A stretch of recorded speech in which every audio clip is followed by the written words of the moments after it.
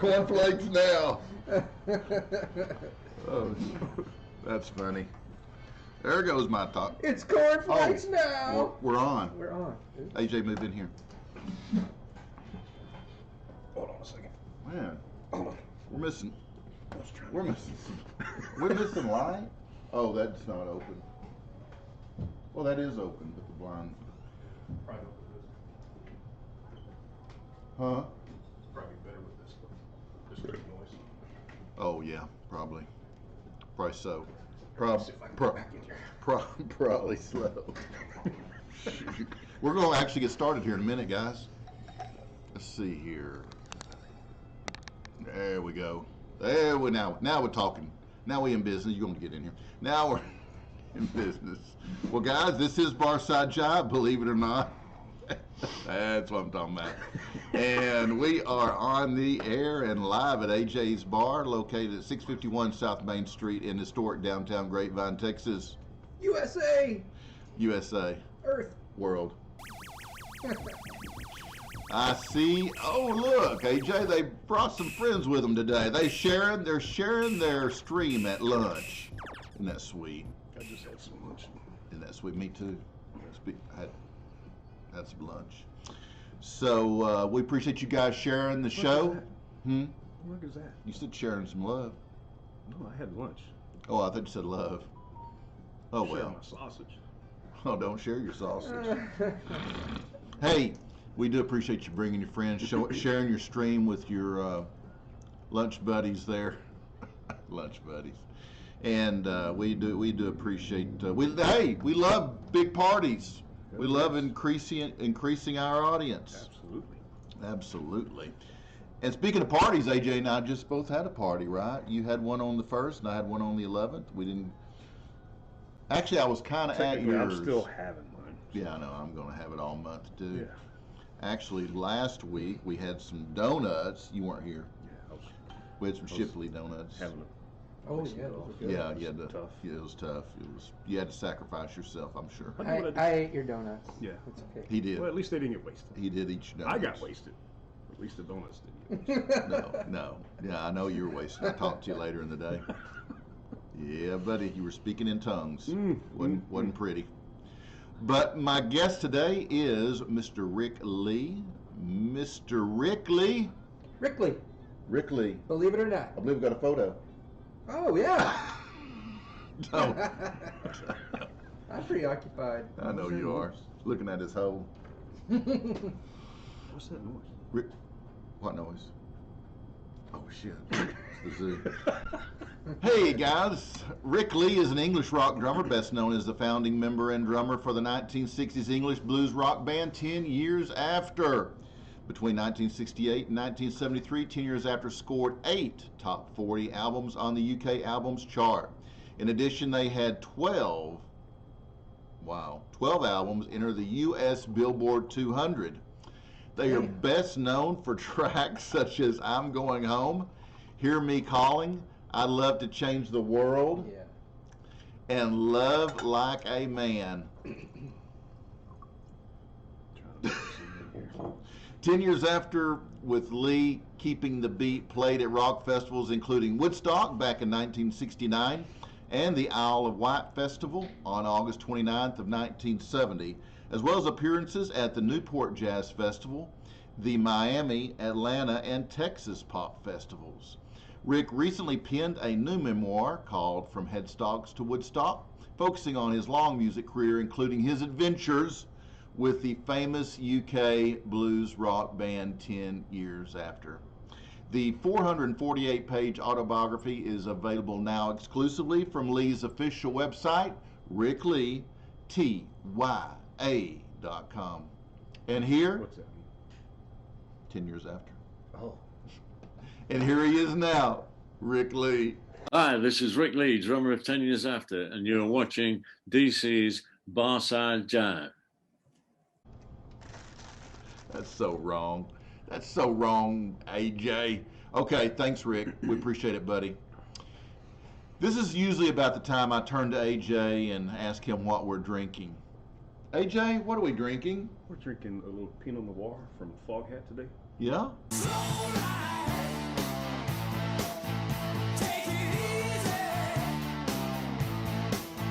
Here's your glass. Okay. Here's my glass. Yeah. That's how I like to drink wine. There's something wrong here. There's something wrong here. Did you let it breathe? Mm-hmm. You kind of slurped when you drank that. Because I know how to drink wine. You gotta make that slurping noise. I was just checking legs. Yeah, we got some leg. We got some stiff leg.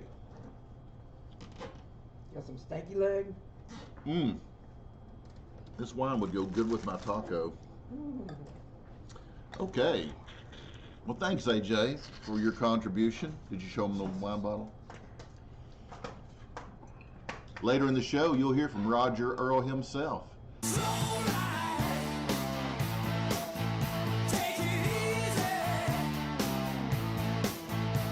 But they manufacture this wine somewhere in California, wine country, and you too can have your own bottle. It's great stuff. Santa Maria. We've been drinking it for years, since we had the little after party here after the concert.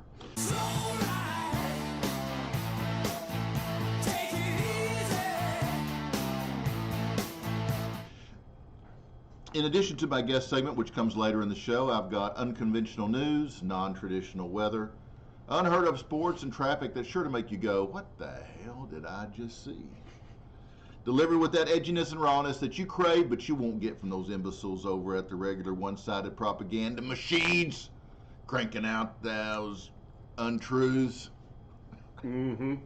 Some of our stuff is satire with a thread of truthism thrown in, but the difference in us and those other guys is that we're just downright entertaining. We tell you if we're going to lie to you. We're going to lie to you. Yeah, and we make fun of everybody when the opportunity exists, of course. And there's much opportunity these days, kiddies. So hang on. As the great philosopher Steven Tyler says, you don't want to miss a thing. And be sure to stick around to the very end of the show, because Tony always sticks something special at the butt end of the show. Right, Tony? That's gross. Yeah. By the way, I've got a totally useless fact for you.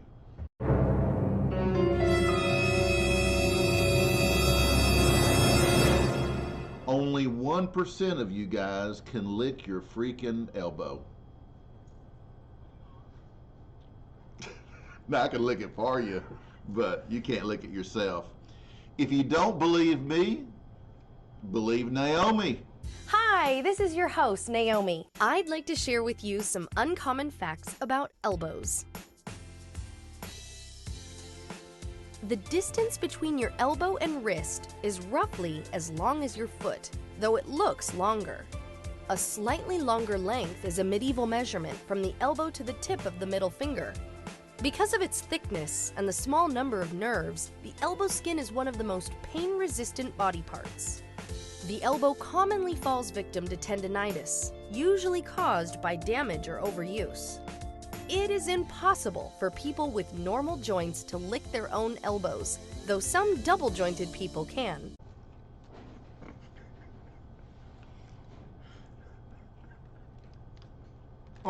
Our useless fact today was brought to you by Taco Casa. Yay, Taco Casa. Welcome to Taco Casa. Try one of our Casa choices today. Any size fee, 99 cents. Someone will be right with you.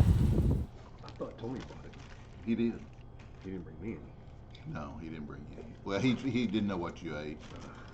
I could have just got tacos. I apologize. But you Everybody were eats tacos. You were eating a sausage. Well, I had to because I didn't have a taco. Taco. But You should make sausage tacos here. How do you know I don't? Well, that's a good point. That's a good point. Speaking of tacos, taco. Me too. Taco Casas.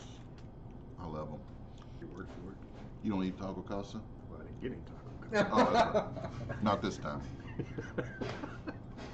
Well, guys, if you want to share your worthless information with us, or if today is your birthday, give us a call on the bar phone, 469-844-1631, because we know everything, kinda.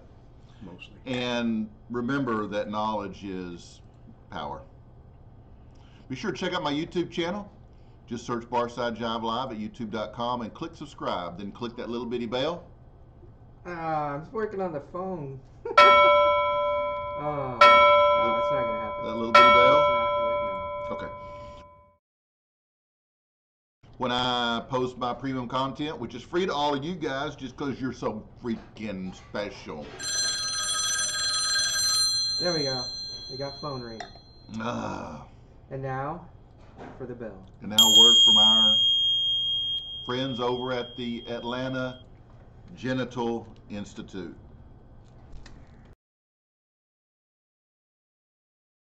Your testicles and you. Take a good look. These are the unlucky ones. These unfortunate souls are suffering from ESS, enlarged scrotum syndrome. Here at the Atlanta Genital Institute, teams of doctors are at work around the clock to cure this dreaded affliction. Hi, I'm Dr. Zillman, and I'd like to talk to you about your testes. The human testicle is not unlike a balloon.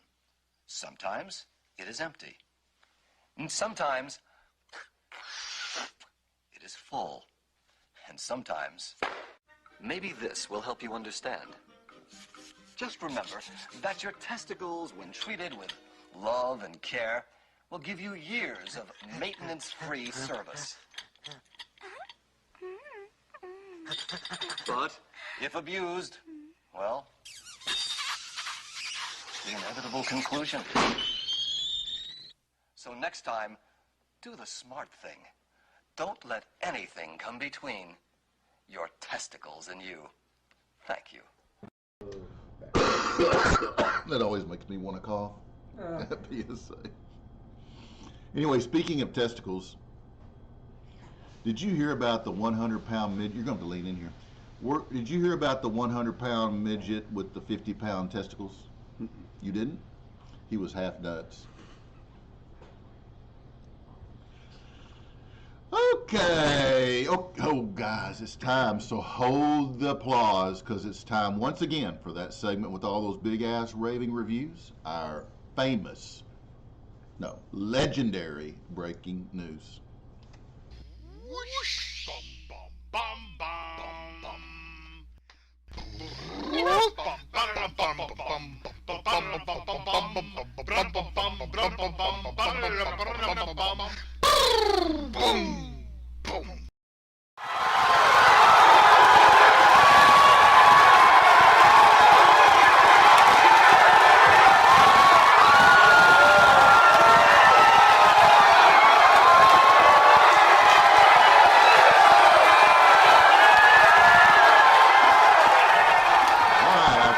Story straight in from the Barside Jive news desk. Get ready for this, guys. It's important.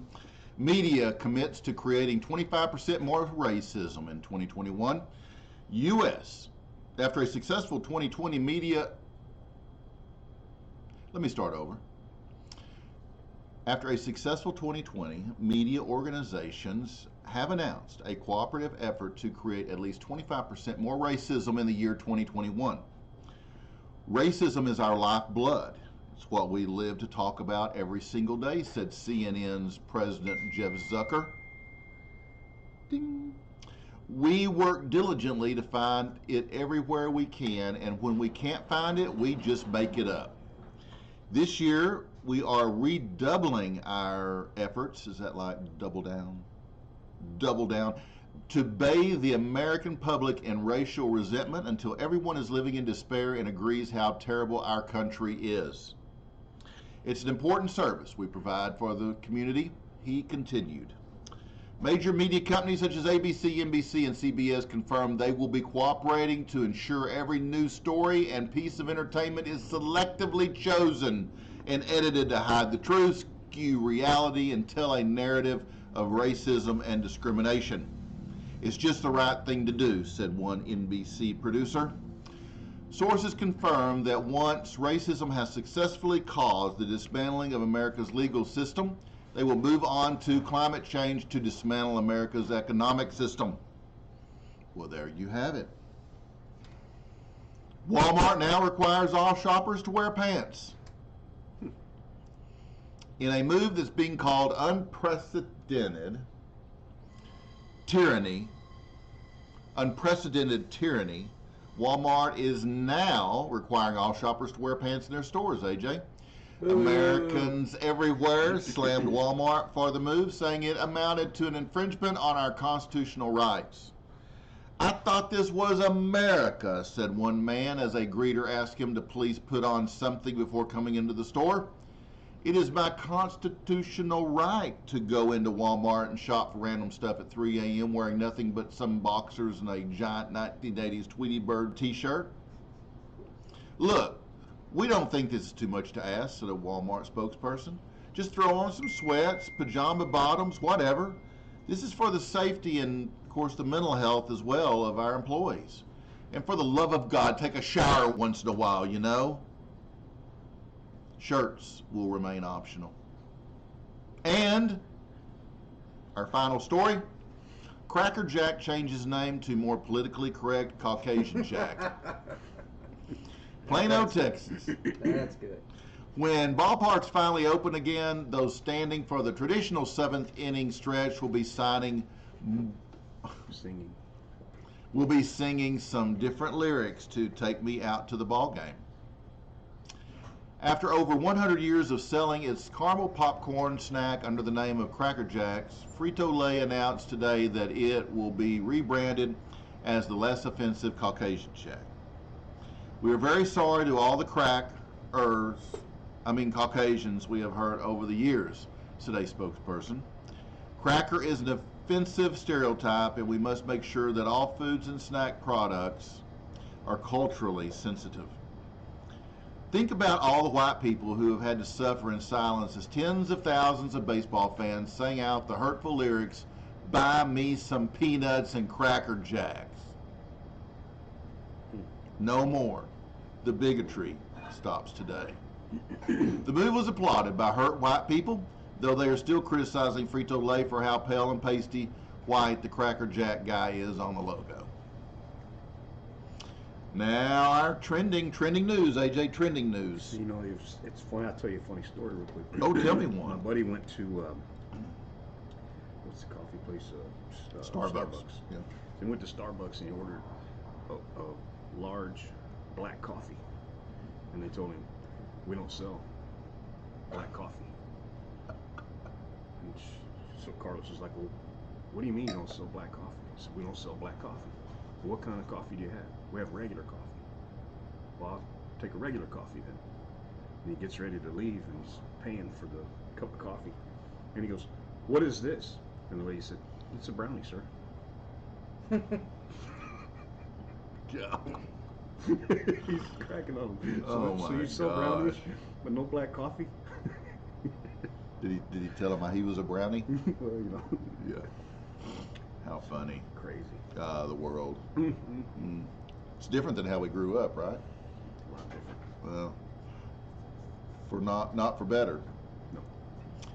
Guys, we do have trending news. Our trending news item segment is brought to you by our friends over at Body Action Products. It's your turn. Oof. Body Action Anal Bleach Gel is a super concentrated intimate area skin tone. Go back. Lightning. Oh, tone lightening Gel. Yeah, that's all I'm going to talk about on this product here. You got to finish. No, I'm finished. It's formulated to help you improve your appearance of uneven skin tone and diminish discolored areas of the skin. Do they not realize what discolors that area? Yeah, right. Like usage? Yeah. So I guess this is good for anal, vaginal, penis, scrotum, nipples, dark underarms, and all other intimate areas of skin when you need it lightened. Good job, AJ. Mm-hmm. For that asshole in your life that you just need to lighten the fuck up.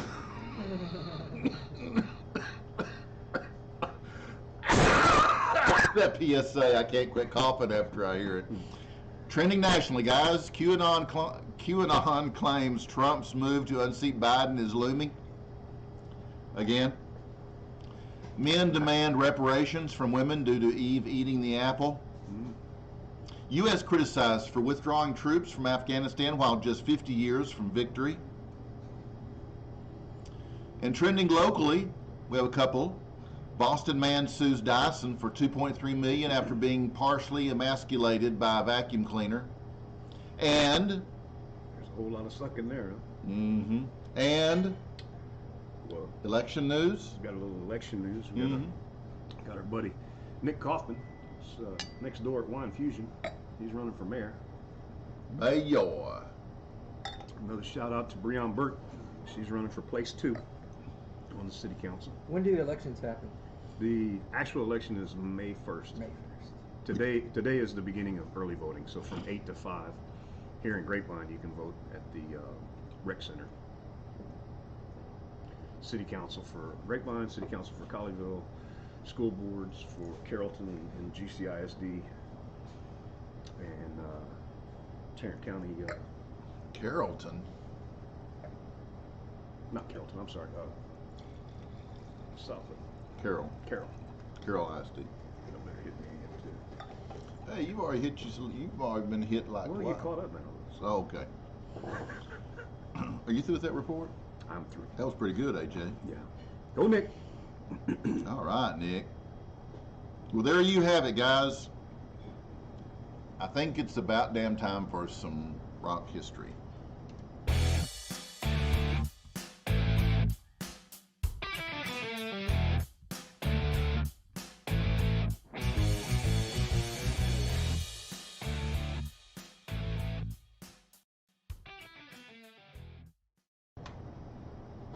Oh, yeah, maybe. I feel like, I don't know, I think the camera angle too is kind of sucking. There you go. That's bugging me. better. That's better. Guys, it is April 19th, and here are some reasons why this day matters in rock history. In 1980, ready? All right. Singer Brian Johnson joined AC/DC, replacing original vocalist Bon Scott, who died in February of 1980. In 2002, Alice in Chains singer Lane Staley's body was found by a relative at the Rockers' North Seattle apartment. Staley had been missing for 2 weeks. In 1980, Blondie started a 6-week run at number 1, numero uno, on the singles chart with Call Me, which was featured in the Richard Gere film American Gigolo. It's Richard Gere. What'd I say? Gere. Richard Gere. Must be the wine. That's the one.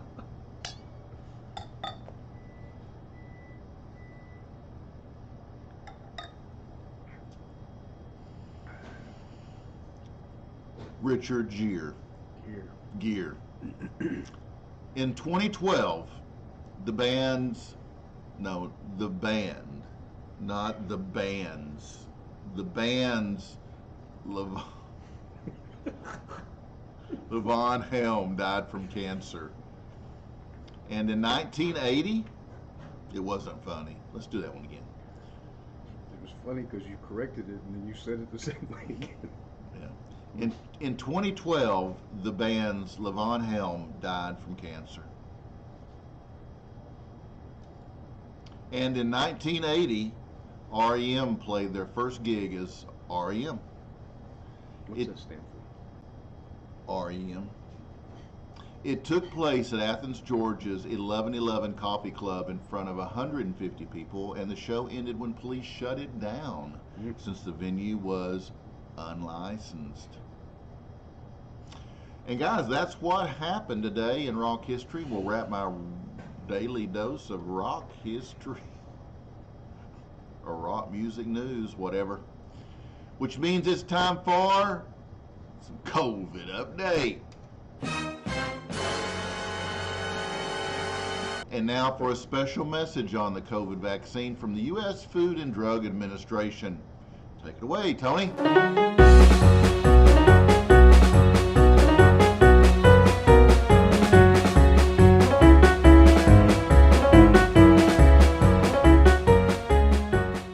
I'm one of the damn fools that didn't take the coronavirus serious, so I went outside, got sick, and lost my hair. I had a hair full of hair. Well, now they prescribed me a vaccine for the coronavirus that I got right here, and I'm going to take it. It's supposed to make me feel better and grow my hair and everything back, so we're going to try this and see what happens. All of it. So I'll let you guys know, okay? So this is day 2 of the vaccine for the coronavirus, and as you can see, things are really changing for me here. Like, my hair is really growing back. Like, this vaccine might be the truth. We'll see day 3, okay? Wow. Woke up day 3. Look at this. This vaccine is really working, y'all. Man. Y'all talking about don't trust the white man. Man, look at here. This is day 4. I don't really know what's in this vaccine, but wow. Man, I am so happy, man. Can't wait to go outside again when this is all over. But as you can see, I even got a part right here. Oh, man, I'm looking like Frederick Douglass, man. I'm loving this. Wow. So this is day 5. I don't know what the hell's in this vaccine, but I didn't ask for all this.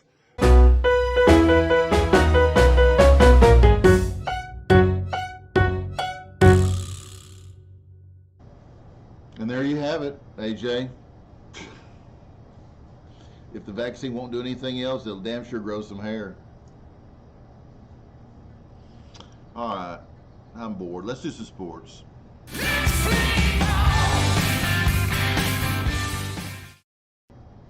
don't remember, but first we got to do our national anthem because it represents the tradition, history, and beliefs of our nation and its people, and helps evoke feelings of patriotism among Americans and reminds us all of our nation's glory, beauty, and rich heritage. So we must stand.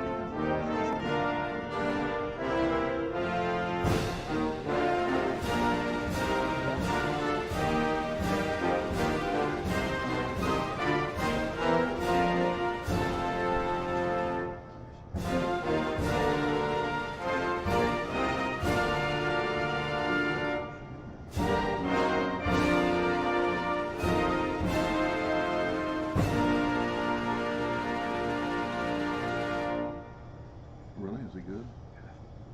Fast? A little bit faster. Oh, really? It starts out slow with the box. Really? Okay, that'd be cool. What? You're done. Oh, we're done. Hey, let's go to Carissa with a report on ferret legging. It's a sport with no refs and no real rules. Just a pair of pants, a high pain tolerance, and a ferret.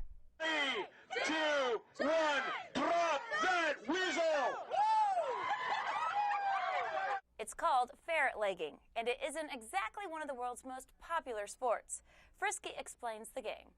You take a live ferret who is fully clawed, fully fanged, fully awake, and fully sober, as all the contestants are required to be, drop it down your sealed so it can't escape pants to see how long you can endure. Oh yeah, and no underwear allowed. YouTube has recently helped spread the sport, but it's been around for a while. The Northern Echo explains the practice began in either Scotland or England, maybe as early as a few centuries ago, before it became a popular sport. In days of old, only the very rich were allowed to own ferrets, and the poachers would sometimes have to hide their illicit animals down their trouser legs. Ferret legging has gotten bits of attention over the last few decades. In 1987, author Donald Katz wrote one of the most well-known accounts of ferret legging. And in 2010, reporter Ric Lee included the sport in his list of world's dumbest competitions. Every once in a while, a ferret legging video resurfaces, but as blogger for Molf explains, sticking a ferret down your pants is simply a dying sport. Ferret legging has sought mightily to remain relevant in an age of much cooler sports. Despite the hazards, ferret leggers take solace in the knowledge that however wretched their sport may be, it will always be a step above competitive eating. It's unclear who currently holds the King of the Ferret Leggers title. In 1981, Reg Miller set the record at 5 hours and 26 minutes. A more recent report claims two men broke the record with 5 hours and 30 minutes of ferret trouser time. You see, you get like this every time we drink wine. And just when you thought you had seen everything. Guys, ferret legging is a real sport, as bizarre as it may seem. Stay tuned for more of our weird world of sports coming up every Monday right here on Barside Jive. Now see, where else can they get this crap? You can't get it anywhere else, can you? No, sir. Nowhere. And now a word from our favorite wine, Foghat Cellars.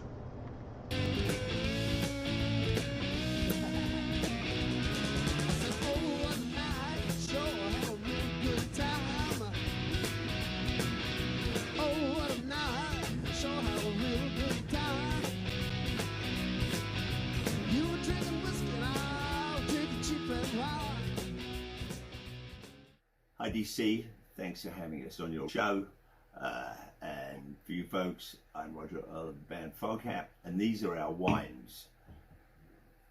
Foghat Cellars. This is a Chardonnay from Monterey County, absolutely delicious, 2014. We have 2013 Pinot Noir from Monterey County. It's absolutely fabulous, a wonderful drinking wine. If you like Pinots, you'll love it. This is a Cabernet Sauvignon from Paso Robles. All our wines come from Central Coast of California.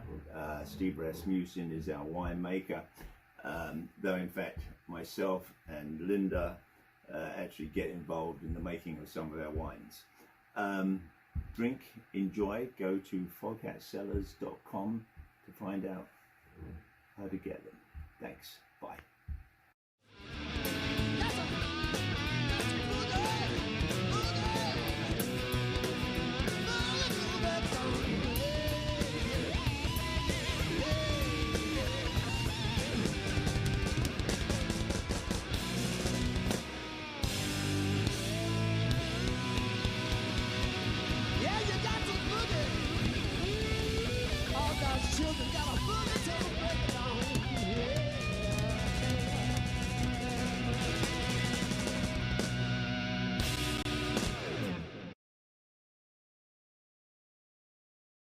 She said, "What's in the glass?"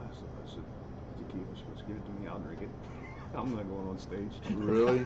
She did? Yeah. Wow. Hey guys, don't forget to use that coupon code Barside Jive at the checkout screen for your 20% discount off your bottle. Oh, and by the way, you can even get your own bottle autographed by Roger Earl, the only remaining member of the classic lineup of Foghat. So check that out. foghatcellars.com, AJ. All right. Weather's nice. Weather's nice. So let's do some weather.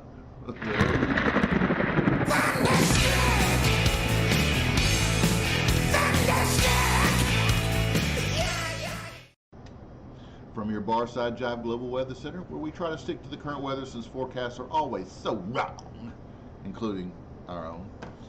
So here we go. Local AJ's weather is clear and bright. Yeah. Light breeze. It was chilly. 70 degrees. Mm-hmm. Today's high, 73. You know, we had a chance, I think they said Wednesday, for a frost. No. Yeah. We got a chance of like 80% rain on Friday. I'm being sad. It's in Texas. We never know. You never know. I mean, it could be blizzard one day and 96 the next. Air quality's good. Winds out of the south-southwest, 8 miles per hour. Humidity's pretty low. And the sun will set at 8:01. Can you believe it? We hit the 8 o'clock mark. 8:01 p.m. You like that I shit? do like don't it. you? Yeah, me too. The moon phase is Schistsus Gladimus. For those guys out there who like to keep up with that crap. Okay. What the hell does that means, mean? So let's go to Rick and Steve in I think it's Ricky and Stevie in Nova Scotia for a closer look at weather conditions there. The sound of the wind, it's called the roar. It's a roar and it's a scream, and it's something you've just never heard if you haven't heard winds over 140 kilometers per hour. Yeah, this is definitely what we call the hurricane roar, and that's what I'm always looking for. And it's almost a subsonic. Have you ever been to a concert?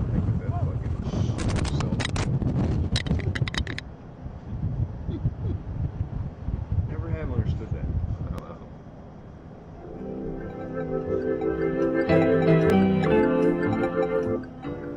Ladies and gentlemen, we are experiencing technical difficulties. Please stand by.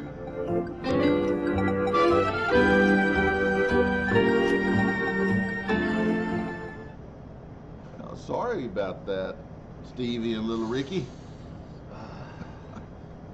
I don't get it. Reminds me of a dream I had last night.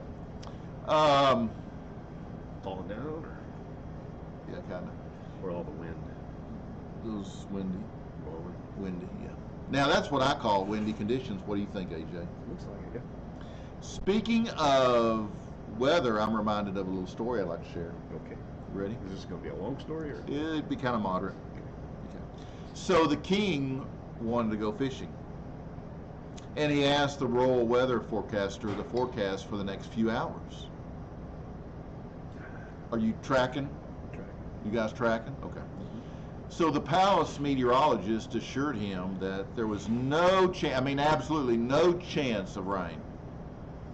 So the queen and the king went fishing. This kind of relates because Prince Philip just passed on. Kind of a king queen thing. Who did? Philip, Who's he? the queen's wife, the queen's husband. Oh, shut up, pay attention to that. Just because somebody fucked them in the world, that makes them royalty. Oh man, but that's where my relatives are from. I'm sure they weren't bowing down to the king either, or queen. I know the Scottish ones were. So the king and queen went fishing. On the way, he met a man with a fishing pole riding on a donkey, and he asked the man if the fish were biting. The fisherman said, "Your Majesty, you should return to the palace. In just a short time, I expect a huge rainstorm." The king replied, "I hold the palace meteorologist in high regard. He's an educated man and experienced professional. Besides, I pay him very, very high wages. He gave me a totally different forecast and I trust him." So the king continued on his way. However, in a short time, a torrential rain fell. His royal ass got soaked. The king and queen were totally soaked, AJ. Furious, the king returned to the palace and gave the order Off with their head. to fire the meteorologist. Then he summoned the fisherman and offered him the prestigious position of royal forecaster. What in the actual is going on? The fisherman said, "Your Majesty, I do not know anything about forecasting. I obtain all my information from my donkey. If I see my donkey's ears dropping, no. If I see my donkey's ears drooping, it means with certainty that it's going to rain." So the king hired the donkey. And so began the practice of hiring dumbasses to work in influential positions of government. All right. The practice is unbroken to this day. Did you like that? Here, let's.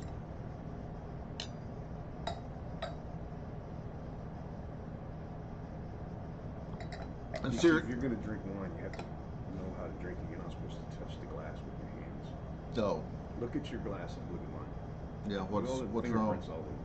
Yeah. You're supposed to hold it down here like this. Oh, dude, but I like to get a handle. I like to get a hand on it. Yeah, that warms it up. Oh, okay. Well, I don't want to warm it up. You know, you got to know a lot about wine. I know. I don't want to warm it up. And that, my friends, is how government works. Oh, and that's your global weather from your Barside Jive meteorologist. Kinda. Here at Barside Jive. Aye. Our weather was brought to you by our friends over at Michelob Ultra. Such a shitty beer. Hey, did you ever hear from Michelob Ultra? I got it. So I'm training for this big role. It's a Michelob Ultra commercial. Michelob Ultra. Lower. Michelob Ultra. Method.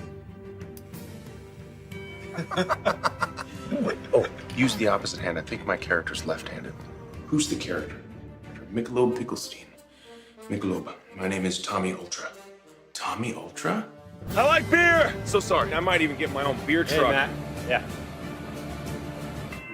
I'm the new spokesman. I'm employee of the month. It's not a competition. Yes, it's yours. And relax. You gotta be fit. You gotta love Michelob Ultra. It's not like anyone else could do this. Name? Pardon? What is your name? Chris Pratt? Over there, bud. Thanks. Mm-hmm. Let's take a quick look at traffic, AJ.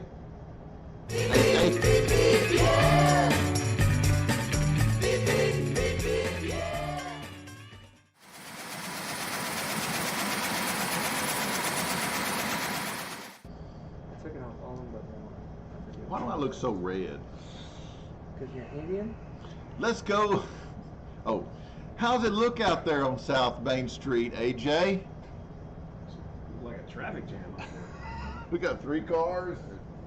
There's 6 right there that just got 7, 8. What's going on out there?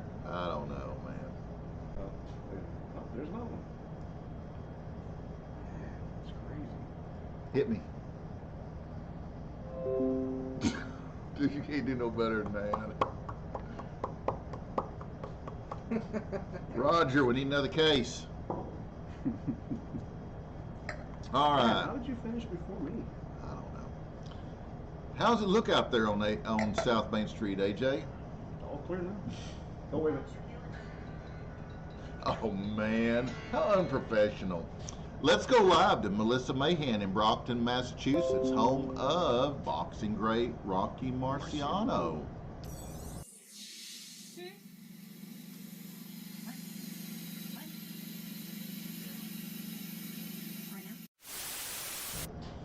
It reminds me of a joke.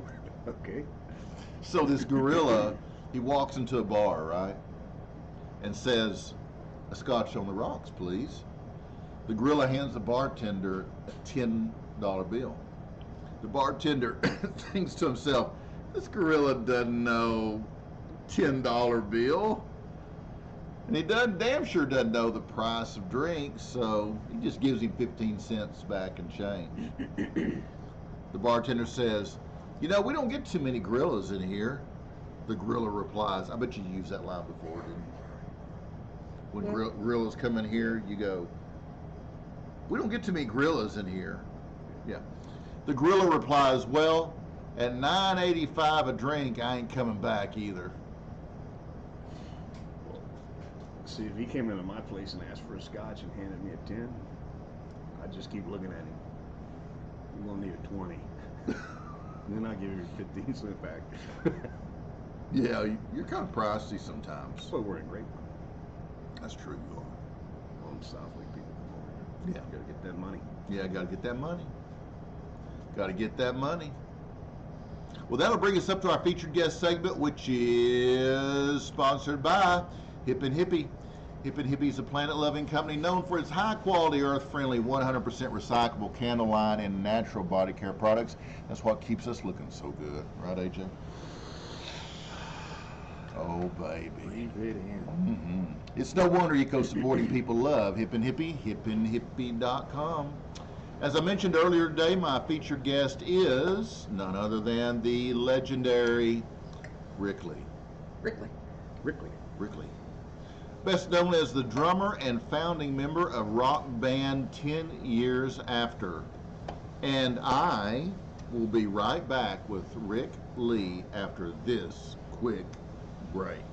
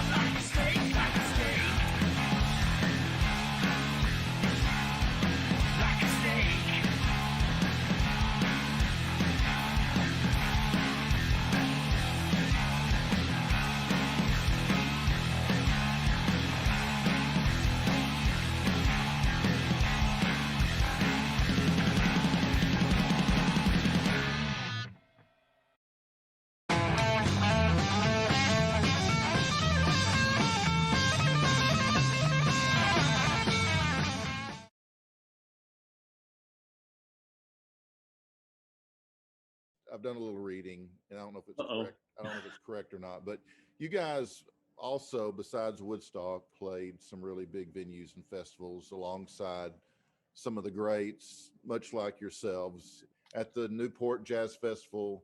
Oh yeah. You know, you played, I guess, with Led Zeppelin and Tull and Frank Well, Zappa. no, actually, Zepp didn't get to play. Oh, they didn't? No, because George Wein got, well, what happened was there was we only did 3 numbers there, believe it or not. Wow.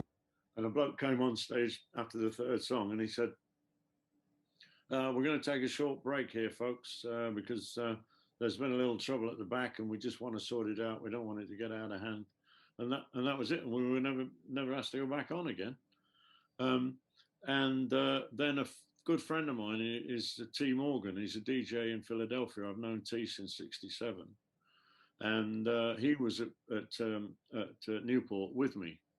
And he reminded me that Zeppelin didn't get to play because George Wein was worried that the Zeppelin fans were going to rip the fences down. Really? What happened at Woodstock, and also what happened because Newport was before Woodstock, and also the same thing happened at the Isle of Wight Festival. So George Wein said no, and they didn't let Zeppelin play, and I was surprised because I thought, well, if anything is going to get the people pulling fences down is the fact that they can't see Zeppelin. Yeah, exactly. But in fact, the opposite happened. They all stayed quiet, and I don't know what the excuse was, what was given for Zeppelin not playing. But but I was unhappy at that gig because Buddy Rich band were playing, and I'd never seen Buddy live. I'd got him on record and I'd seen him on the TV. But he was my hero, and I wanted to see him play. But and Art Blakey was on as well, and all those guys. Just never got to see any. I did meet Miles Davis though. Did you? Yeah, but I'm not going to tell you that. You have to read the book for that one. Okay. We'll read the book. We'll read the book. What about James Brown? Did you meet him too? No, sadly not. He was on the show. He closed the Sunday night, I think. The Godfather of Funk. Yeah. But I've seen James on TV a few times. He looked phenomenal. Yeah. And he had two great drummers, of course. Oh, yeah. Well, you guys have also headlined London's Albert Hall, New York's Madison Square. Yep. But Budokan. Tokyo Budokan, yeah. Wow. I mean, you guys just blew up, didn't you? Well, it seemed that way. I think, as I say, it was due to the film. Yeah.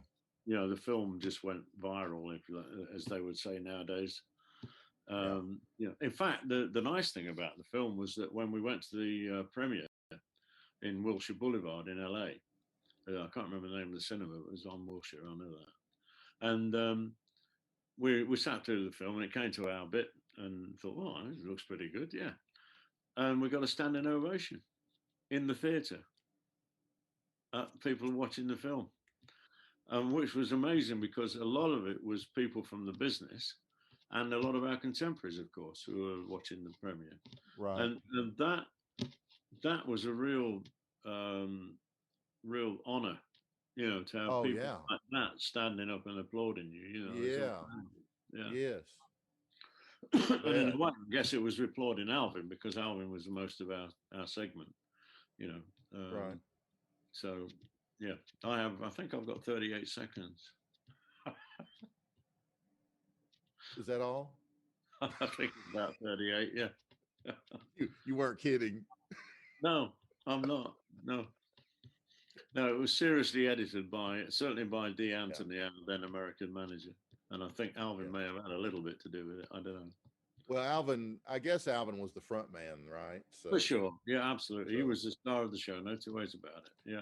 Most of the drummers I talked to, I always wondered, as a drummer, do you God, I wish I could be up front. But I think most of them, the consensus is most of them really like being at the back. They're more of a low key kind of guy. Yeah, that's your job. Your job there to keep time and to play off what other people are doing, Right. And that's it. I mean, there are exceptions to that rule, of course. There's Phil Collins is the classic. True. But then somebody had to step in to take over from Peter Gabriel, Right. And I think they chose the right man, personally. Right. Oh, definitely. Phil's a fine drummer as well. I mean, I saw him with Brand X. Did you ever see that band? No. Oh, it was unbelievable. Really? It was a sort of jazz fusion thing, and he played amazing stuff. I have to check that out. Oh, do yeah. I mean, you can find anything on YouTube, right? No, I went to an actual concert. I'm not sure whether it's there because it's a good many years ago. I guess somebody somewhere filmed it. Yeah. I've never looked for it on YouTube, to be honest, because I went to the gig. So. Right. And I still have great memories of that. Well, the drummer is the heart, not the mouth, the Yeah. heart. It's the most important part of the body, right? Yes, I believe it is. Yeah, it but is. then you haven't said about the mouth. I mean, I can talk for England, so. Hey, the song "I'd Love to Change the World" that turned out to be a huge hit for you guys. Oh yeah, whatever. But Alvin would never play it live. I never figured that out, but he would never play it live. Did you not ask him? Yeah, he said, "Oh, it's not the right key." I said, "Well, change the key." Oh no, it wouldn't sound the same. And anyway, I can't play acoustic and electric, you know. Well, when we had Joe Gooch with us, when Leo and was still with us a few years ago, Joe Gooch used to do it. He first started out by playing it on acoustic, and he had which he had on the stand. He had his electric around his neck, and he had the acoustic on the stand, and he used to play the acoustic from the beginning, and then switch to the electric. Right. But Marcus does it fine now. He does it all on electric, but he plays the first part, making it sound like an acoustic, and then switches to the electric for the solos. Right. But the interesting thing with that as well for me is that I actually put the drums on that after they'd recorded the acoustic guitar, the bass, and the keys. I was ill at the time, and I was off for 2 days. When I went back to the studio, they'd put it down. But of course, in those days, there was no click track, you know, no metronome. Didn't have those things. Right. And so I thought, oh, heck, how am I going to do this? You know, because it fluctuates. There's no two ways about it, you know. And so Alvin said, "Oh, come on, you can do it. You can do it." So, all right. So we were in Studio 2 in Olympic Studios in London. And Studio 2, the control room is about 4 steps lower down than the recording room. So when you look through the control room window, you're kind of looking up a little bit, right? So Alvin was standing by the control room window, and the drum kit is set up very close to the control room window. Not for that particular track. That's just the way we did it anyway. It's where the engineers, I guess, wanted it, and they could get the separation best. But he was standing there, he was there encouraging me. And you can do, you probably know the term, but I'll explain it, a drop-in. So you can record up to a certain point, and then if something doesn't work properly, you can go back, they play you the track, you hear it in the cans, you play along with it for like 2-3 bars, and then they drop the record button, press the record button, and you carry on as though there's nothing changed. Otherwise, you've got to do editing, and editing 16 tracks was never the best job in the world. So Alvin's there, he's encouraging me. I took a couple of run throughs, and I could tell where the fluctuations were. So I was trying to move the kit with the track. So I'm pretty sure I did it in 2, if not 3 takes, in actual takes. And when we did the take, I'm pretty sure there's a drop in round about where the first chorus kicks in, because the fluctuation was not madly different there, but there was a fluctuation. So that would have been the easiest way to get around it. And I'm pretty sure that's what we did. But yeah, I put the drums on afterwards. And then, of course, it became a top 40 hit, which is incredible. Yeah. So it's actually, we did it on a live album 3 years ago in Europe. And we've got a new record coming out on Deco Entertainment, which is called Sting in the Tail, which was a studio album we did in 2018, I think it was. Right. And they then asked us if we could have some bonus tracks. So we gave them 4 tracks from the subsequent live album, which is called Naturally Live. And they've got, I think it's 3 of the tracks that are on the studio album, plus I'd Love to Change the World. The live version is on there. Oh, awesome. They're calling it a Sting in the Tail Deluxe Edition. And it looks really good. They're putting a T-shirt out with it, a couple of photographs, the album, of course, a CD. And there's one other thing that escapes me. But if you want to find out about it, if you go to Deco Entertainment, do that on Google. That's DEKO. Okay. Entertainment. And then you'll be able to see the package that they're putting out. Awesome. But it's looking good. And they're when doing is it going to be released, Rick? I think it's February 19th, I think. Okay. I'm pretty sure. I could have that wrong. It might be the 9th, but I think it's the 19th. but they're doing a heck of a lot for it. The Chip, their PR man, is working his backside off. He's got me working my backside off as well. I bet. But, and apparently they've got a marketing strategist in now, and there's another girl taking care of social media. They're really giving us a good time on that. Good. So hopefully that people will grab it and enjoy it. Good. The reason that we've done that actually is because that T. Morgan, again, my friend down in Philadelphia, he said that album, Sting in the Tail, has to be out here. I said, well, it is out, but it's only on import, or you can buy it from the distributor. Right. You know, there's no profile to it. So he said, well, we've got to get you some profile. That album is too good to get wasted. So I said, oh, okay, T, yep. He said, well, I got some friends at Deco Entertainment. So that's where it came. So we have to thank T. Morgan immensely for putting us in touch with Deco and getting the ball rolling on that. Right. That's an awesome project. I'm Yeah. I'll definitely order one. Oh, well, I'm sure Chip will help you out. Yeah, no, I'll definitely want to add that to my collection. Can you tell me, Rick, why you guys broke up? I think it was 1976? 75, yeah. Yeah. Well, 76, I formed my own publishing company, and I'd signed a young writer from Cardiff in Wales, who's a fantastic writer. Sadly, we only had the one hit with him, although I did subsequently get a cover version of it, which was a top 10 hit again later, and it's been on lots of compilations.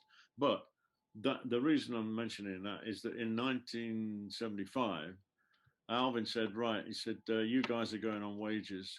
I'm the star of the show. I've been carrying you for all these years, you know. So I said, well, hang on a minute. I said, I'm not going on wages. Yeah, you are. I said, no, I'm not. He said, well, what are you going to do? I said, I'll quit and I'll go and run my own publishing company. You know, I've got that set up. I'm happy to do that.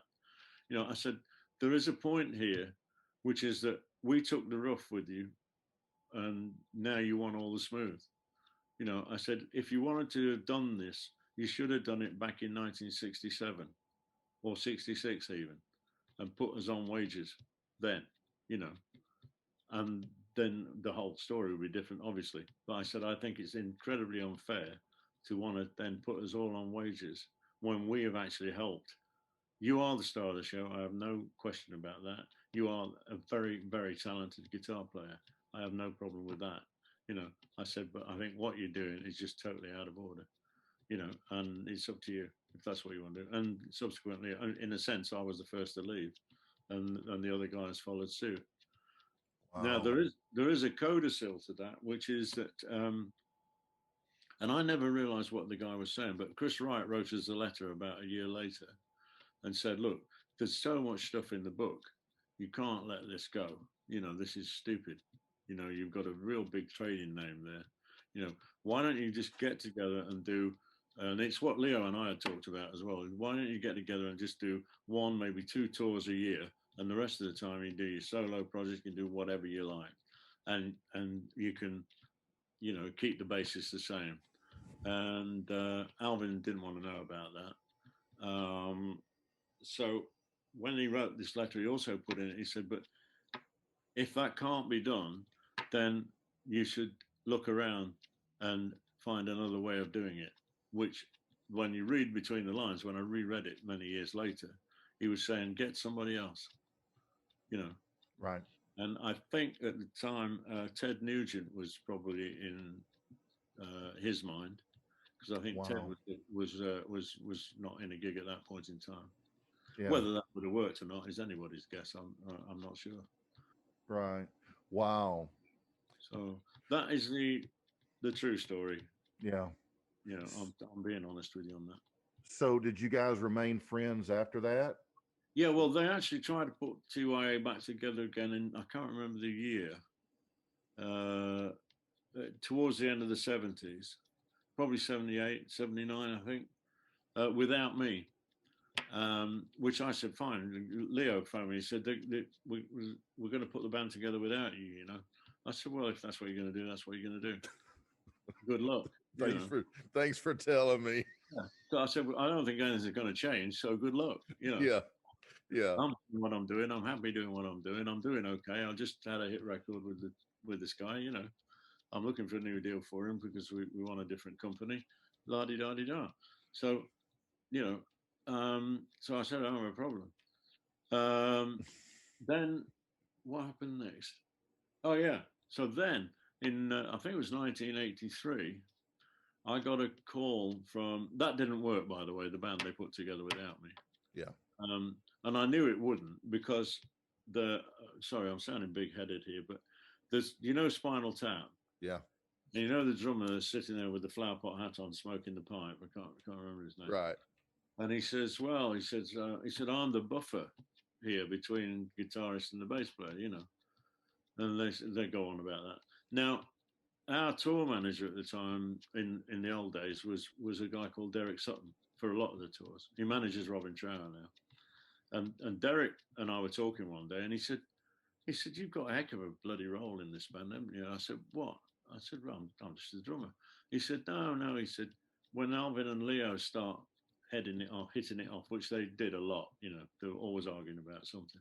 He said, you're in the middle there, being the peacemaker. I said, well, that's me. I said, I'm the buffer, aren't I? Mm-hmm. And then that line, Derek actually knew Rob Weiner, who produced Spinal Tap. Right. And I don't know, I can't honestly say that, but I think that's maybe where that line came from. Wow. Because Derek was was a consultant on Spinal Tap. Right. So oh, that's cool. I don't know, DC, whether that's me or, but that's the way. It's the only assumptions I made, Yeah. But then I get a call from Jack Barry, who had been the assistant manager at the Marquee Club. He actually got us the audition at the Marquee. And he rang me and said, it's the Marquee's 50th anniversary now. This is 1983. So I said, oh, right. Well, congratulations. He said, no. He said, we want you to play at it. We want to play at the I said, oh, well, we don't have a band. So he said, well, get in touch with the band and tell them to stop being stupid and come and do it. Anyway, everybody said yes. It was unbelievable. Oh, wow. And Alvin actually said to me at that point, he said, I want you to manage the band, Rick. So, oh, crikey. Not really what I want to do, but, yeah, if somebody take care of the coordination, basically. Right. So that's what I did. I've been managing other artists, by the way, in the meantime, alongside the publishing. So we did it, and it was a great success. And then they invited us to play at the Reading Festival, which we did to great success. And I can't remember what happened then. Oh, yeah. Then Alvin went solo again, as he had a want to do. Right. And then I got a phone call in 88 from Leo. It was about 8:30 in the morning. I just got back. I've been to Midem, which is the music business's equivalent of the Cannes Film Festival. It's in Cannes in France. Mm-hmm. And I had a good friend of mine, who's another publisher, who was staying with me. He lived in New York, but he'd been over to the festival. And the phone rang, and it's Leo. And he said, how do you like to do 2 gigs with 10 years after? I said, oh, crikey, not again. I said, what's this? Is Alvin short of money, or, what's the story? So he said, no, he said, Alvin's really into it. He thinks if we do these 2 shows, we can really get back to touring and making it happen again. And he's very up for it. I said, oh, okay. I said, well, I don't think I'm that bothered. He said, well, they're offering us really silly money. And it was, He said, why don't you just come and do the 2 gigs and see how it goes? At least that way you'll make some money and then figure it out from there. So that's what we did, which was very nice advice from Leo, to be honest, And and then of course same thing happened. 1991 or 2, I think it was. Alvin said, "It's nothing personal, but I'm leaving the band again." Then 95, we get another phone call. Really? Oh yeah. So how long did it last that time? What, the 95 one? Yeah. Till 98. Yeah. And then Leo blew that one. But did he? I'll say no more. I'm saying too much already. Oh. So Alvin left us in 2013. Yeah. I'm just assuming that had a pretty big impact on you. Very, very saddened. Yeah. Yeah. I mean, totally unexpected. Yeah. And I mean, I don't know what to say really. It was just a sad loss. What was your fondest memory of Alvin? Oh, crikey. When he was like one of the boys, because quite a lot of the time he would go off and shut himself off in his room, or be a bit aloof. And then other times, when he was encouraged, and I'd love to change the world is a classic example. Mm-hmm. It was fantastic then. That's a very fond memory. There must be others, but I can't really think of them. Right. In the same way, I can't really think of the downsides. Right. I know I've told you a couple of things that happened, but I'm not looking at those as a downside. They were just practical events that you had to take care of. Right. But overall, you and Alvin and Leo, you guys were pretty close. I mean, you're like brothers, right?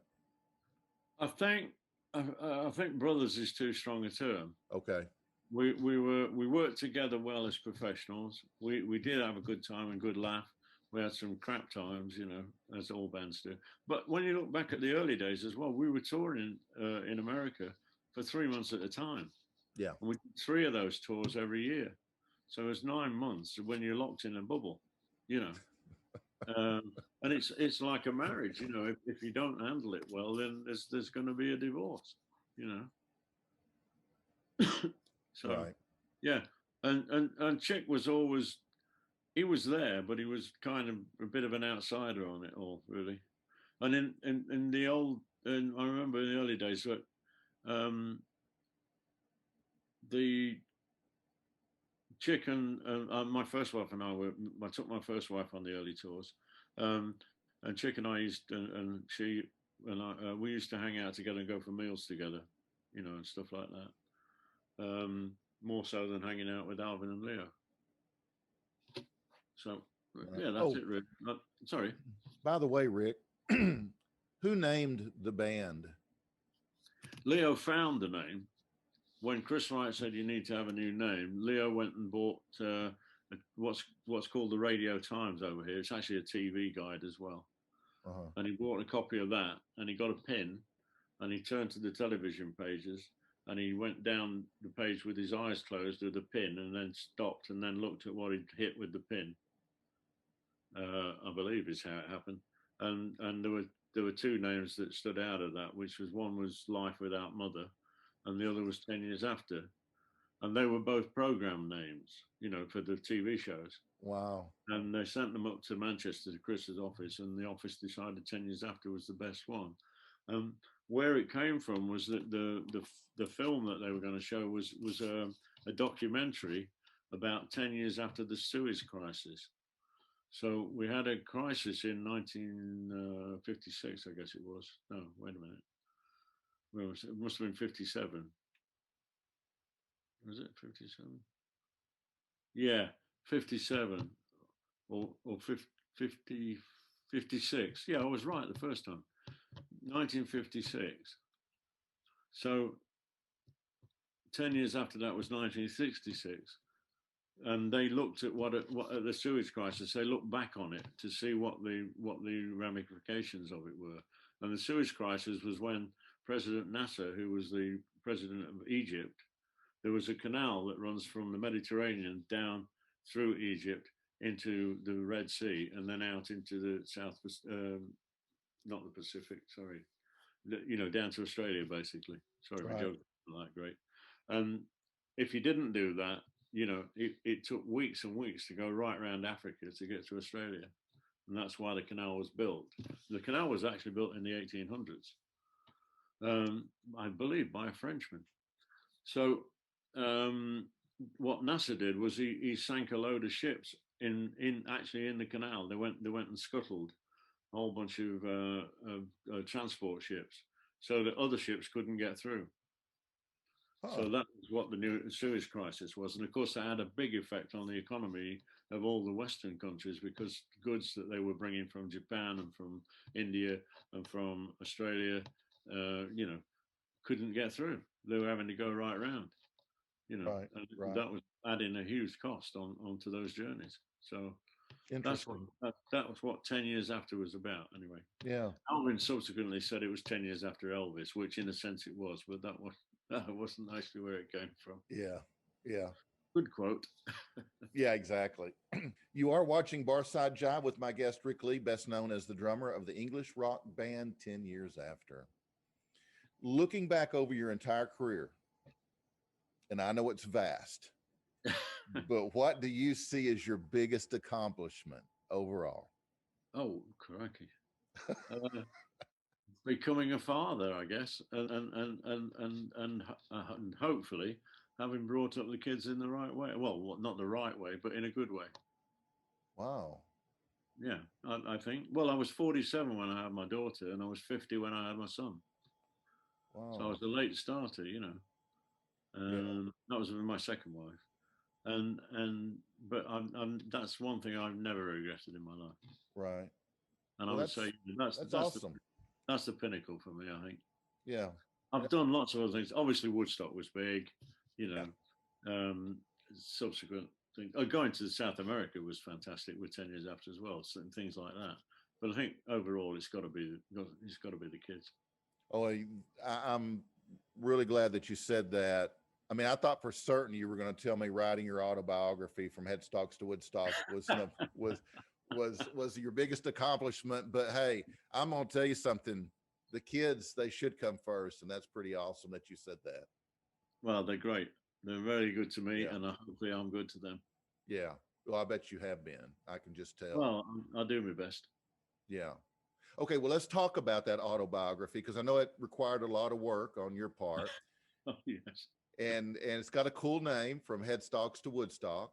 Ah, well, I have to be fair, though. That was not me. That was a friend of mine, a guy called Neil Haywood.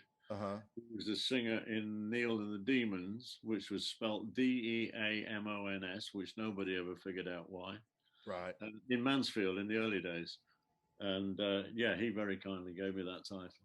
It's very cool. And it was published in May of 2019, right? Yep. And if people want to know more about your story, I mean, we've just kind of given them a little teaser today, right? I think so, yeah. Because your book is like 300 and some odd pages, I think. I think it's 400 and something, actually. Oh, yeah. Is it? I believe, yeah. Man, you can't believe everything you hear on the internet.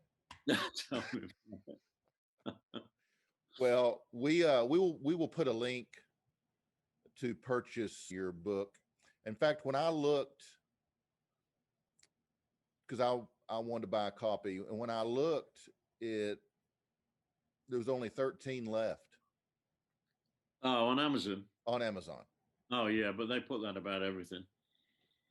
Oh, is that right? Yeah, but what you should do is order it from rictya.com, Ric Lee, sorry, tya.com, which is RICLEETYA.com, and that's the website. You go direct to the office that produces it, and if you want a special signed copy, then I can sign one to anybody personally if they order it through that avenue. Oh, good to know. Well, we'll put that out then. Yeah. And if you're not sure of what I just said about that, so rictya.com. The Ric Lee TYA is all one word. But if you can't remember that or whatever, then go to 10-years-after.co.uk, which is our official website, and there is a flyer on there from which you can order the book. Okay, awesome.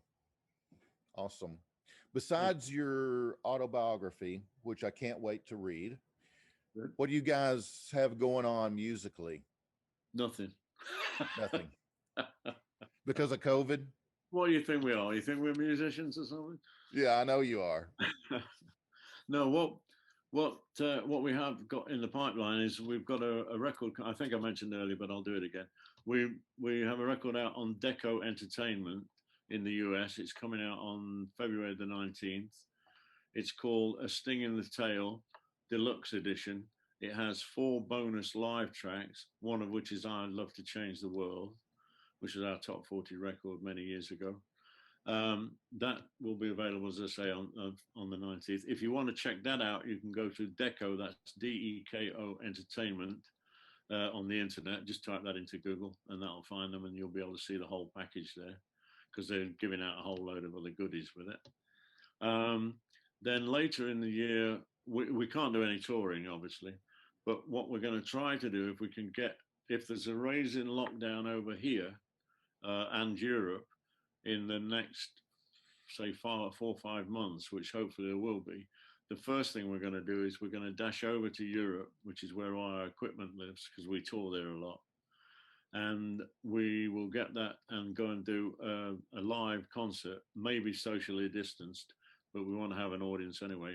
And we're going to make a video of the whole live show, and that way we can have tracks for streaming, which Deco would be wanting to do. Tracks from the album where we can stream. I thought you were in Europe. Sorry? I thought you were in Europe. No, we got out. I'm in England. We left Europe. Oh, okay. Yeah. I thought England was in Europe. No, not anymore. We're part of the European Union, but we got out at Brexit. And oh, that's right. That's right. I forgot. Yeah. 31st. Yeah. I'm just a dumb American. That's all right. You can edit that. You can edit that. I'm just saying, hopefully in the future there'll be some streams through Deco. I believe they've also got a Canadian company that they work with that they're going to do some streaming things with us. So we'll see what that's in the future, but we'll see what comes up out of that. The other thing that's coming out in I think it might be June, and probably be on vinyl in America, is the 6 or 7 tracks that we did at Woodstock. I believe that's the first time it's been out, the 10 years after Woodstock album. And then to round off this year, which is a drag that we can't tour because we've got a lot happening this year, is October, I think it is the 50th anniversary of the Space in Time album, which is where I Love to Change the World was first heard. Yeah. So, and I believe Chrysalis are going to do some special for that. That is available in vinyl now, by the way. It has been for a while. I think they did that about a year ago. Right. Yeah, they've done a really nice job on the old catalogue, actually, putting a lot of stuff back in vinyl. They've remastered it. And vinyl. Yeah. They remastered it mostly for CD, but they've remastered, and it's on vinyl as well now. Right. As is the Live from the Fillmore East album that I was talking about earlier. I need to get that one. I don't have it. I have your self-titled, your debut album. I want to get the Fillmore East. Oh yeah, I think I personally love that album. I want to get a copy of that. It just reminded me, the first 2 albums, the self-titled one, 10 Years After, and Undead, the second one, the live one, where Marcus and I were talking, and we're working on some tracks. It won't be immediately, but we're working on creating some material in that sort of vein for a new album later this year with any luck. But it's a question of whether we can get in the studio or not. But we are starting to prepare stuff. We're kicking around ideas, and then we send them to each other on the phones, and then we'll. What we did with the Sting in the Tail album was we wrote stuff together. Marcus was the hub. I wrote with Marcus. Colin wrote with Marcus. Chick wrote with Marcus. Once we got the basic ideas and a loose format, then we got together a rehearsal and kicked it around. And of course, everything changes. Not necessarily for the worse, but for the better. Right. You know, we rearranged stuff and what have you. And then I went and put the drums down. Marcus and Colin did their parts to a click track, and then sent them down to me. And I went to see a very good friend of mine who's a drummer in Wales. He has his own studio, and I get a great sound there. So I then played all the drum tracks to those guide tracks that they'd got, and then sent them back to them, and then they put their parts on again, playing to me. And then Chick went and did the keys, and then Marcus put the guitar solos on, and then put the proper solos. And then, because before he just noodled through the space where the solo would be.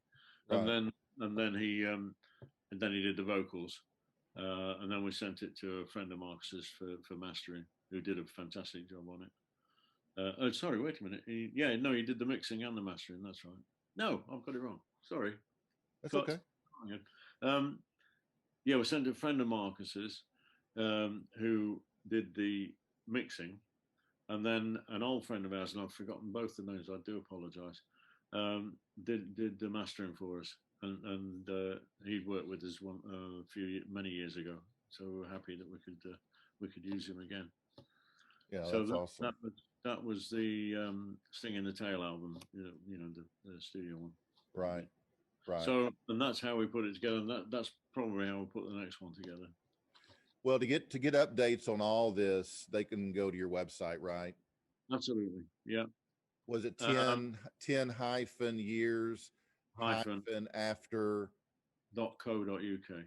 .co.uk, right? That's right. Right. And also we have an Instagram page now since we joined Deco. Okay. We also, I believe, have Twitter.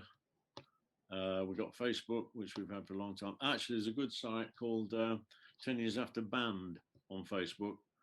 And that was set up by EMI for us several years ago, but we control it again now. Okay, good. And that has over 125,000 hits. Wow. So that's a good place to look as well. Yeah. Such a popular guy. Well, not just me.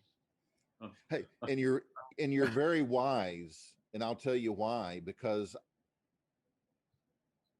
of your experience, but I want to know, looking back, what would you tell someone that was brand new, wanted to have a music career? What would you tell them? Oh, crikey. Well, first of all, practice your instrument till you know it kind of inside out. Find some good people to play with, which is difficult these days with COVID. But do the best you can. Maybe you could do a few Zoom things. There are some other sites which for set up especially for musical instruments. Whether they work well or not, I don't know. You could write songs on Garage Band, stuff like that, and send them to friends, get their ideas, then put them back. You can do them on your phone, as I was talking earlier. Just put ideas on the phone, send them to a mate, see what reaction you get. So being creative, writing is very important. And then once you've done that, if you can get a band together, you need a social media platform immediately. The best example I know of that is the Arctic Monkeys, who built up one huge following through social media before any record company considered them. That's a band from Sheffield, which is not far from my hometown. Right. And they did an amazing job through social media. Lots of people do that now. People are doing YouTube shows, putting them out themselves. You've got to just look at every angle now to break through.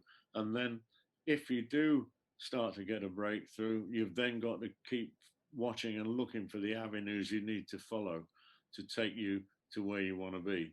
Because I'll give you a quick example from my book. When the opening of it is, so when we make it big, you still want £15 a week. And that was Leo Lyons trying to talk me out of having a wage, because I've been used to a wage with the Mansfields. And so I then had to make the decision, did I think these guys were going to go anywhere or do anything? And could I survive on not having £15 a week, which was a lot of money in those days. Right. And luckily I took the leap of faith, and immediately went down to £5 a month. Wow. But if you want it to happen, you got to keep going. And the converse of that is when we'd been to see Ozzie Newman that I spoke about before, the agent that got us the gig with the Ivy League. Previous to that, when the show was finishing, Alvin said, "Right, that's it. We're going back to Nottingham." So I said, "Whoa, hang on a minute. I'm not going back to Nottingham." They said, "What? What are you going to do?" I said, "I'm going to stay here in London." And Leo said, "Oh, well, if you're staying, I'll stay." I said, "Because this is where it's happening. This is where you're going to get seen. You're going to get spotted, And it was right at the end of the day. I mean, I didn't know it was going to be the Marquee Club, of course. But I just knew. And we talked to Frank Dunlop, who was the director of the show we were in. And he said, at that time, you have to remember that the motorway, the M1, was the only freeway, if you like, that we had in England, and it went from London to Northampton, and and then to get to Nottingham, we had a really old van, and so the first part of the journey would probably take us about an hour and a half, and the rest of it took us about 3 hours because we weren't on a freeway. So. So Frank Dunlop said, nobody's going to go out of London to see you. You know, the blooming motorway only goes to Northampton. You know, even the Beatles had to come to London. You know, you're better off stay here. He said, Rick's right, stay here and go for it. You know, right. And then, as luck would have it, we got the job with the Ivy League. You know, and we were paid for about 18 months.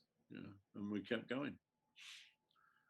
Wow. And then we took a right decision not to go and back Chris Wright's solo artist, you know, the blues singer, and do our audition at the Marquee, which went well because the band played well, you know, and then the rest of it you know about. Yeah. So they're the key elements, I think, in staying there. I mean, even if you've got a social media platform now, it doesn't mean you're going to make it. You're going to have to hang in there. There's a lot of competition. Oh, yeah. A lot more. I mean, we had a lot of competition, but nothing like there is today. Right. Whoever it is out there, I wish them good luck. Rick, I want to thank you so much for being on my show today. It's really been a blast. And I wish you and your family, your bandmates, the best of health, happiness, and continued success. Thank you, sir. I really appreciate that. That's very, very good of you. It's great to meet you too. Well, you're welcome. Really been a great time. Likewise. Guys, you can follow 10 Years After by going to their website, 10-years-after.co.uk. Also, you can go wherever you buy your music and get some 10 Years After, but get it on vinyl if you can, because you will not be disappointed. I'll have the links in the description below, so all you have to do is just click. I'll make it real easy for you. Thanks for hanging out with Rick and I today, and please like and share this video and click subscribe to my YouTube channel. It's free, and then click that tiny bell to receive notifications when I post something new. That will wrap this episode of Barside Jive, and until next time, peace, love, and rock and roll. Amen. Rick, you've made my day. You've made mine, mate. And let me tell you, like a 70s, you know, I was listening to you guys early on. Yeah. And well, because you're only a youngster. I'm a little bit younger than you, a little bit. But it's been a pleasure, man, and hope maybe we can do it again someday, especially if you guys get back to traveling again. Oh, it'd be nice to meet, for sure. I'd love to get you back on. Yeah. Maybe have a beer together. Yeah. Oh, absolutely. I'd love to have. This is only a one beer show. Oh, you've done well. Yeah, yeah. But Rick, it's early for you, isn't it? What time are you? It is. It's early. It's well, it's just 10 a.m. We've been on. So you've been on since 8 o'clock this morning with me. Yeah, I had to be here. I got here at 7. You're a brave man. So hey, it was Ric Lee. Are you kidding? I've got one after this in an hour. Martha Davis from the Motels. Oh, right. Do you remember them? No, not really. But yeah, new wave 80s. Yeah, I imagine they were with the name like that. Yeah. Very nice lady. Well, tell her I don't know her, but send her my best regards. I will. That'll impress her from Ric Lee. Yeah. You'll say who? No, she won't either. No, you guys are like, you know, you're part of that famous crowd. That's kind of thank you. See you, Rick. Great to talk to you, DC. Yeah, I look forward to the head. I'll get it straight back to you, and I'll email you later. Thank you so much. My pleasure. Take care. Have a good one. Yes, sir. You too. Stay safe. Yes, you do the same. Cheers. Cheers. 10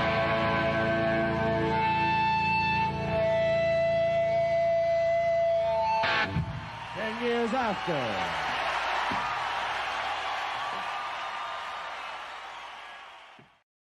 Barside Jive shall not be responsible for any incorrect or inaccurate information caused by this broadcast.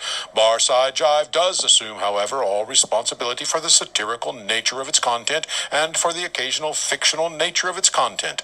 All characters appearing in this broadcast, even those based on real people, except for our featured guests, of course, are entirely fictional, and any resemblance between them and any persons living dead or undead is purely a miracle.